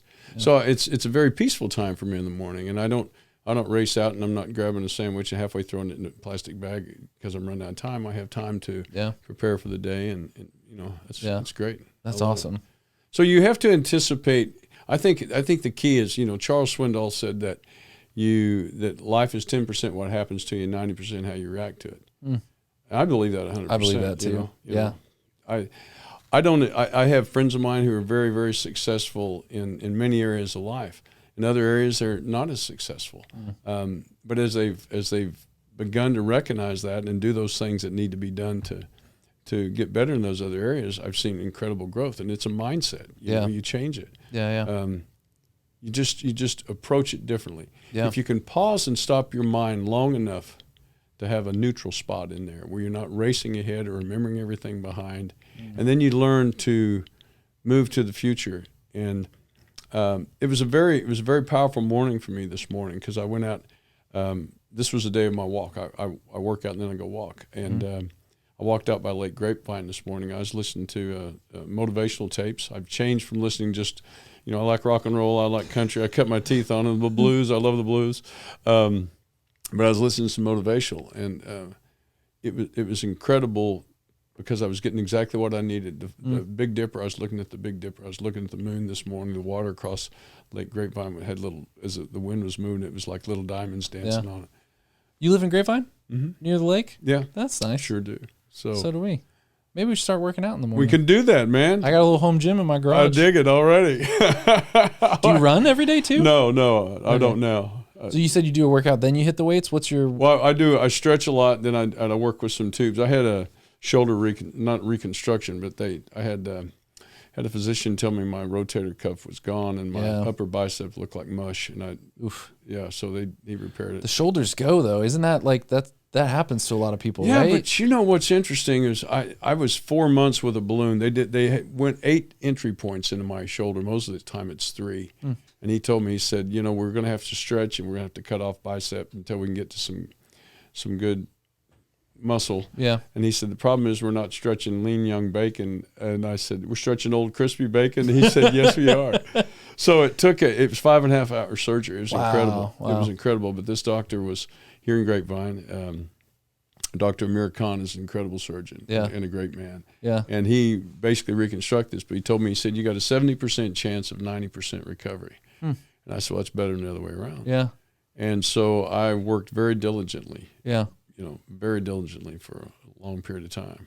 I don't know why I'm thinking of this, but there's something, maybe Kyle, you can look this up, but there was something I heard recently where they were finding that hanging from a pull-up bar is really helpful for shoulders, and that it might just really help with rotator cuff health and like shoulder health. Mm-hmm. And I was it kind of makes sense. I mean, it's one of these things that if it's not true, it's going to spread a lot because it kind of makes sense. It's like, how often do we put our hands up? I mean, I don't know how often. There's probably days I go by without putting my hands up. Yeah. And something about like hanging being is that true, Kyle? Is this hanging like a monkey to fix my shoulder? Look at him there. He's got it right there. So man. According to board certified orthopedic surgeon John M. Kirsch, MD, hanging from a bar for about 30 seconds 3 times a day can fix 99% of shoulder. What? That's a wild claim. That's pretty stout. He's claiming he discovered this in the 80s when he had this shoulder pain and he was supposed to get surgery. And he just started hanging from a bar and then felt better. He says that humans being descendants of apes, the socket, or like that our sockets are built to have this kind of stress put on them that way. Or even if you think about not even apes, but like just humans back in the day, they were probably climbing some stuff, Like I can picture cavemen, climbing up to go get a banana. Totally Totally Well, makes who sense knows? with me. We gotta start trying that. We've got a lot of trends. We're a society of trends. Mm-hmm. The last 20 years, I've never seen anything like it. Whatever's popular, everybody jumps on. Yeah. And with social media, boy, don't get me started on that. But with Yeah. social media, whatever's the hottest, latest thing everybody jumps on, they don't.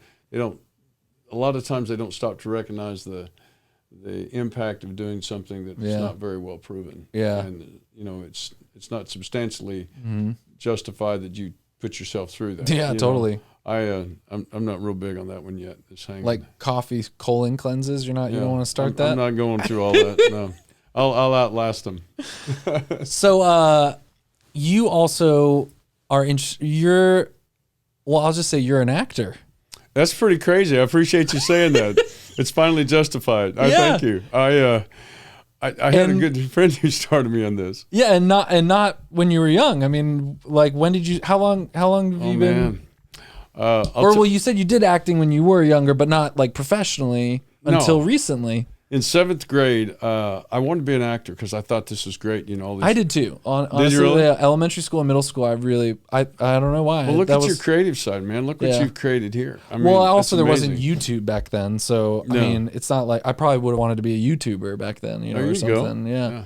But I really wanted to be an actor too. It was a desire for me to, and I think it was because growing up you always want to play. You're playing another part, and I thought it was just this is simple. Yeah.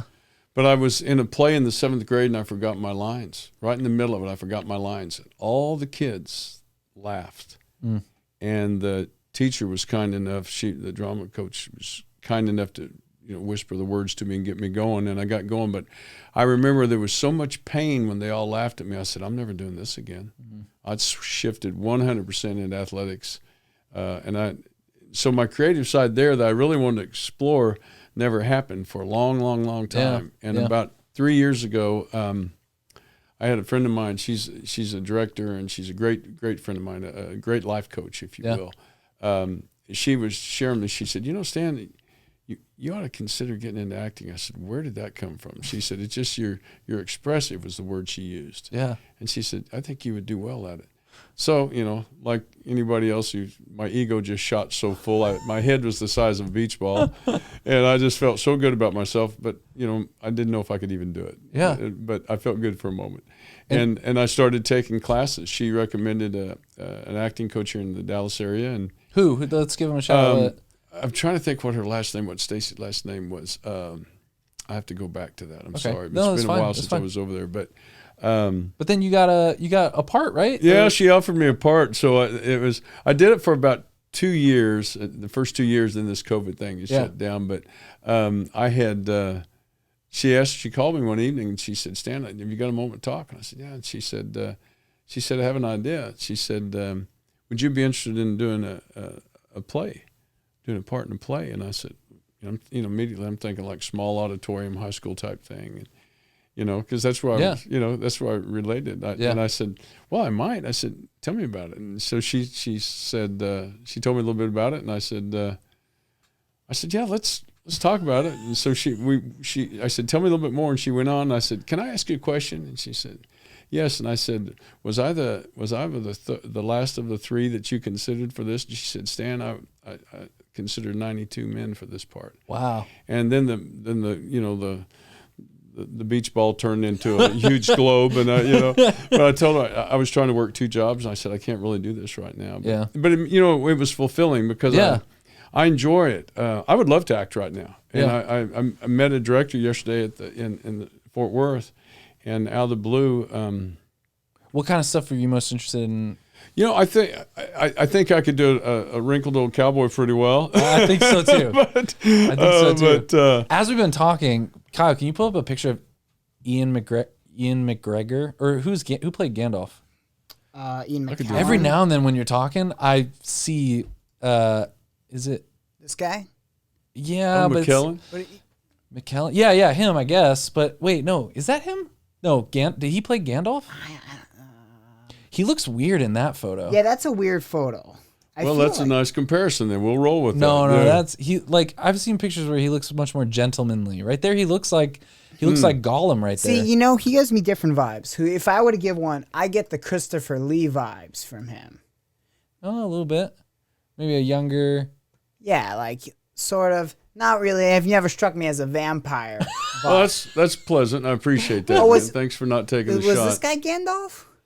No, Ian McKellar, I think, was Gandalf. Then who's he playing here? This looks like that's not Ian McKellar. That's the White Wizard. Have you not seen Lord of the Rings? I'm a Star Wars guy. I'm not a Lord of the Rings guy.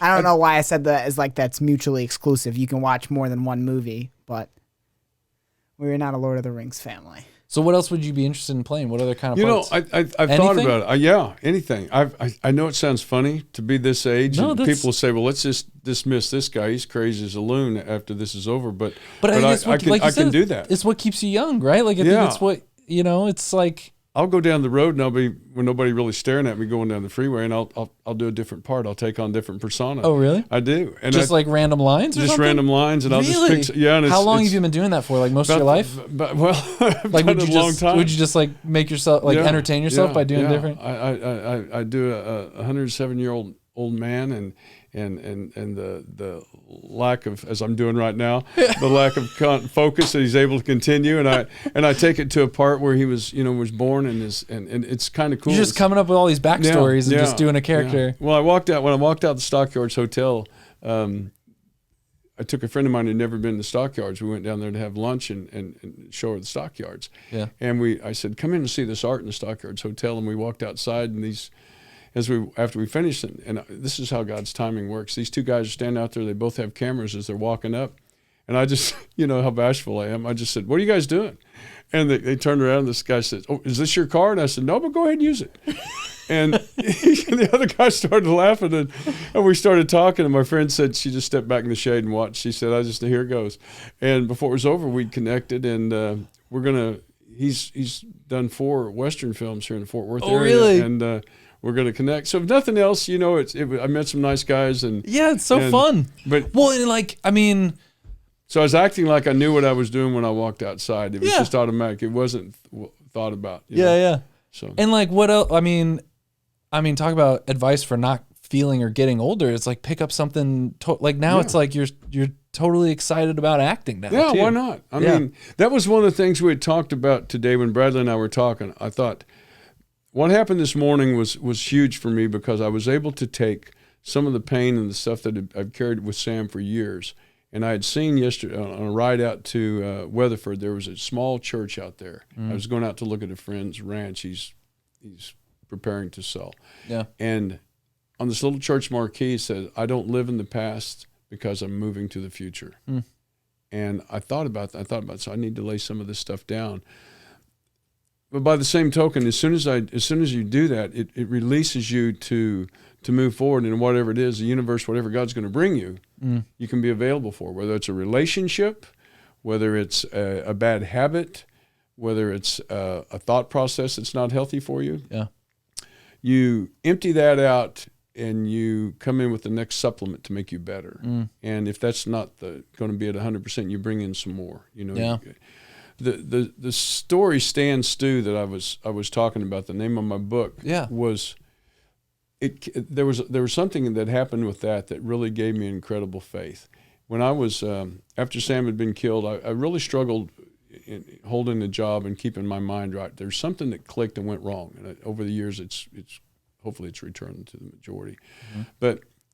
I was really struggling, and at my age, you don't think you're going to go out and do anything that would be embarrassing or below where you think you want to be. But I was struggling, and finances were tough, and I was behind about 3 months of my rent, and I couldn't get it together, and so I took some of my dad's fishing tackle and saws and things that he had left me, after he had passed, and I took a piece of cardboard. And I wrote on the side of it, poster board, "Wife on Warpath Sale." And I hung it over the side of my truck out at an intersection on a country road south of Fort Worth. I won't say where. Yeah. That's not important. But here I was at that age and doing that. And I put all pride aside. Yeah. And I said, okay, Lord, give me something that's mission today. Show me what I'm supposed to do. Yeah. And I went out there in the heat in the summer and I did that. I hung it out. And so guys would see the sign, they'd honk, and they'd wheel back around, they'd give me $5 for a fishing pole. And I know it sounds terrible to be at this age and talking so openly about this, but that was the point I had hit. Yeah. And that afternoon I got $80. Not a lot of money. Yeah. And I took the $80, I put fuel in my truck, and I set some aside. And I went to the grocery store. And I bought all the bent cans and everything and some of the meat that was on clearance. And I went back home and I made a huge pot of stew. I've always been able to make stew. And I believe this. You can fight a war. You can feed a family. Stew works. Yeah. When nothing else works, throw it in there and see what you got. Yeah. And so I went back and I made stew. And I kind of figured in my mind, I got enough stew here for 10 days. A couple meals a day. One in the morning, one in the evening. And so I had that little bit of money left in it, like $25, $20 or whatever. But I went out and I continued to try to find a job. And I'd eat stew in the morning and I'd come home in the evening and I hadn't been able to find employment. I was not the man to be hired.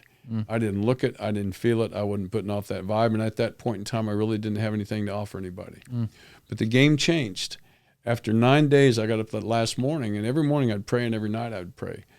And I got up that 10th morning and I just prayed to God. I said, God, let me do your will. Let me be a tool for you. Take me out of the toolbox and use me. And I said that every morning. And so I had my bowl of stew, and I had one bowl of stew at home.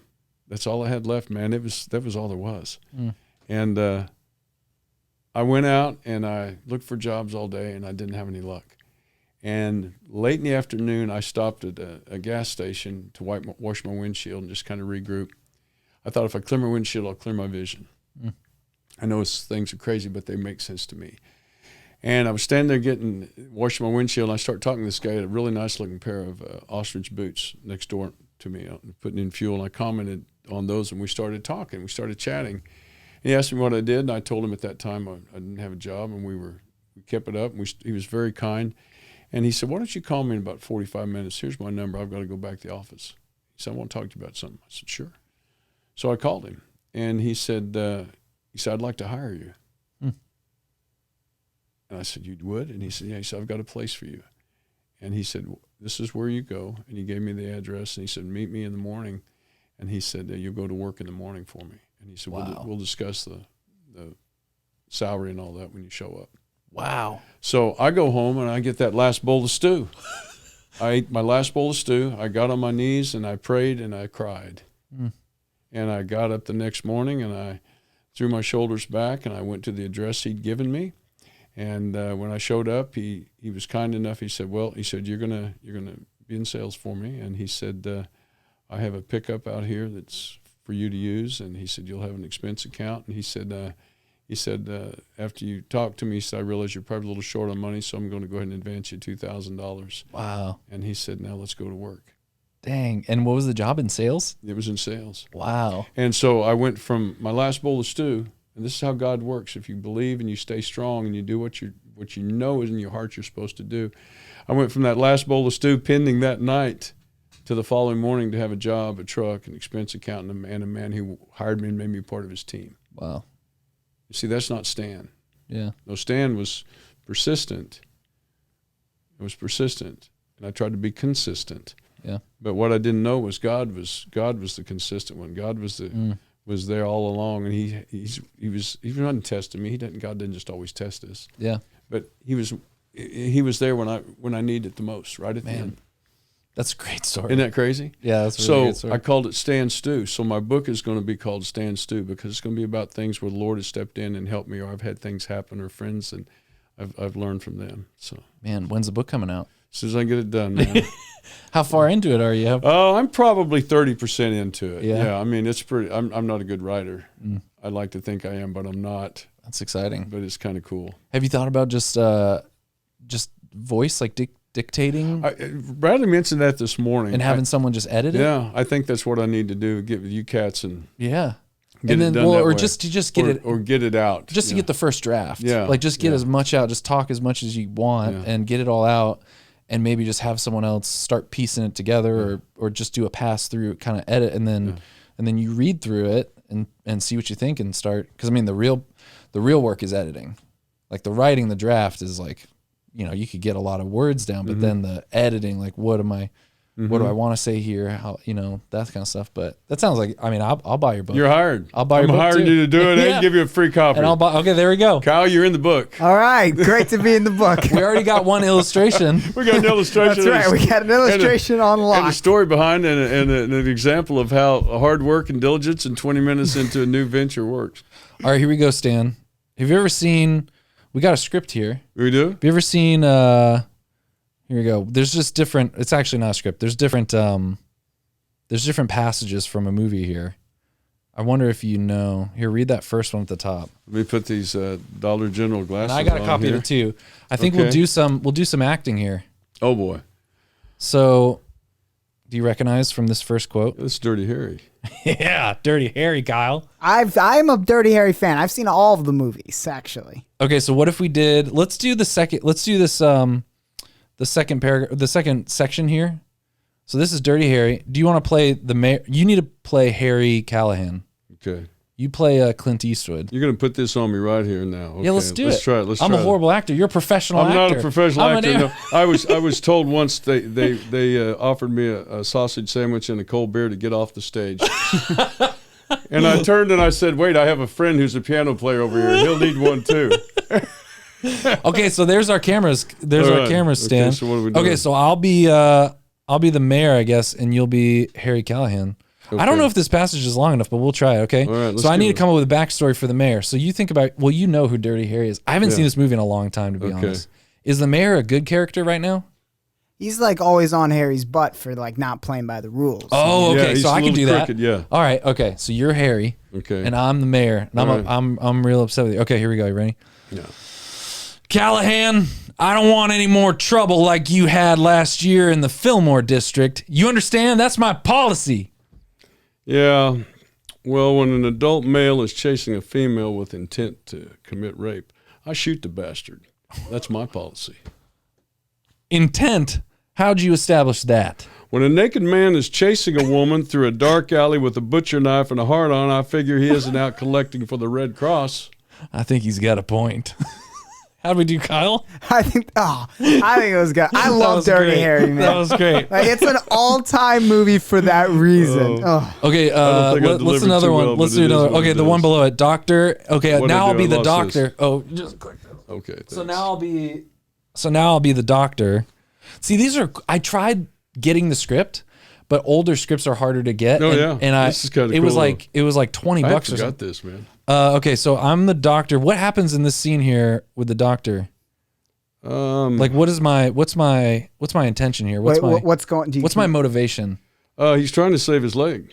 He's trying to get shot, Harry's I leg? think is what it is. Okay. If I remember right. Yeah, that sounds vague. Okay. Okay, so I'm a doctor. I got to put on my lab coat. You put on a lab coat, you'll feel better. All right, and is it this leg here? Yes, it is. Okay. All right, ready? Yeah. I'm going to I don't know, I have to think of a different character. I can't just play it like the mayor again. I got to do it differently. Yeah. A little more loving.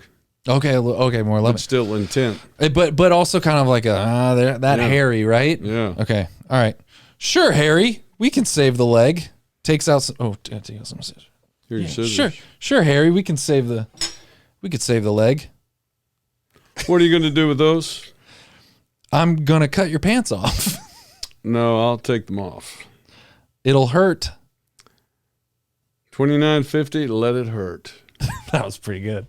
That was pretty good. Strong. Should we do? Let's do the famous. Can we do the the very famous at the very top? The famous line here. Which one is that? At the top, you know the famous line or the famous. Oh yeah. This. Oh yeah, I know that one. Yeah.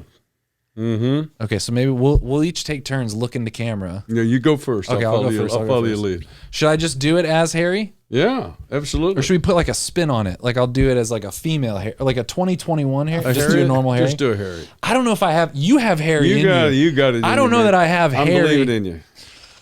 Okay, so this is after he shot somebody, right? Yeah. Or no, he's about to. Yeah, he's about to shoot. He's shot a bunch of bad guys. The guy's laying there and he's looking. He's looking down at him. Yeah.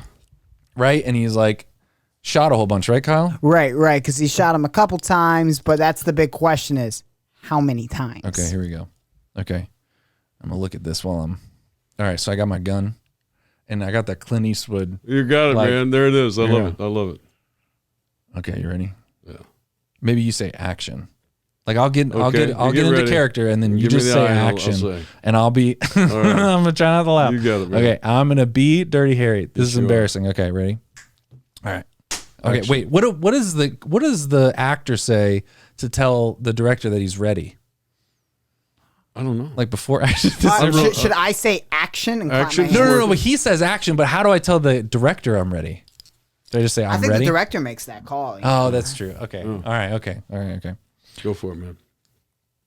And you can just say action. Action. I know what you're thinking. Did he fire 6 shots or only 5? Well, to tell you the truth, in all this excitement, I kind of lost track myself. But being this is a .44 Magnum, the most powerful handgun in the world, and would blow your head clean off, you got to ask yourself one question. Do I feel lucky? Well, do you, punk? I like it. Scene. I like it. I like it. That was man. hard for me to do was seriously. good. It was really hard for me to do seriously. That was good. What you got to realize about the movie is that in the beginning of the movie, he gives that spiel to some random punk. Oh, he and- does? And then the punk's like, oh, and he like gives up. And then Harry knows exactly how many bullets, and he just like pushes it out, and he's like, yeah, I had no bullets left. And the punk's like, oh, and he gets cuffed. But at the end, he does the spiel, and the guy reaches for his gun, and Harry just boom, pops him because he always knows exactly what How it many is. bullets are in his gun? He just says it. Man, it's been to so try long to since I've seen this movie. drive. I think I was a kid. I think I was a kid when I saw this movie. My dad would always make me watch these movies from the past with him, and I never liked any of them. Like, no offense to these great movies. Like, I remember we watched Bullet with Steve McQueen. It was cool. That's great. And I was like, all right, that's okay. All right, I'm watching it because it's my dad. Yeah. We watched Dirty Harry, and I was like, Dad, this is awesome. Yeah. I was like, this is great. Then we watched all the sequels, which they go down in quality as Yeah. it continues. Yeah. But no, I'm a big Dirty Harry guy. So could we do this? Maybe this will be how we end the episode. Is you just do your version of it, and then we'll just kick off the music. That would be cool? Yeah. We can try it. Do you want to do that? Yeah. Okay. We can do that. You can just look to. Thanks for being on the show. You're Oh, welcome. man. Thank You're you. welcome on anytime. You just say, "I want to come on the show," and we'll have you on. And I know we have some other ideas of some stuff we could do, but you're welcome anytime. You're welcome at the studio anytime. Thank you. Yeah, you and Sam are a real gift to me and to everybody. I think everybody that hears your story and knows you. I mean, I think most people that meet you just know that. Thank So, you very much. thanks. Yeah. Man, you guys are incredible, and you made me feel so welcome, and Yeah. It's been fun. Yeah, it's good to a have lot you of around. fun. I know we talked about some serious stuff earlier, but it's also been very light and Yeah. inspiring for me. So thanks. Yeah, and this show, that's what's so great about. That's why people tune in, right, Kyle? We get funny and we also get serious. No, that's what's great about it. Okay, all right. So there's your camera, sir, Okay. and I'll call All right. action, and then we'll kick off the. Are we ready, Kyle? So We do are this. totally ready. Okay. Do you need a gun? Yeah, that'll work. There you go. That'll There's that work. gun. A little gun shy right now, but that'll work. All right, here we go. Quiet on the set. Cameras. Action. I know what you're thinking. Did he fire 5 shots or 6 shots? Well, to tell you the truth, in the middle of all this excitement, I can't remember myself. But being this is a .44 Magnum, the most powerful handgun in the world, and would blow your head clean off, you got to ask yourself the question, do I feel lucky? Well, do you, punk?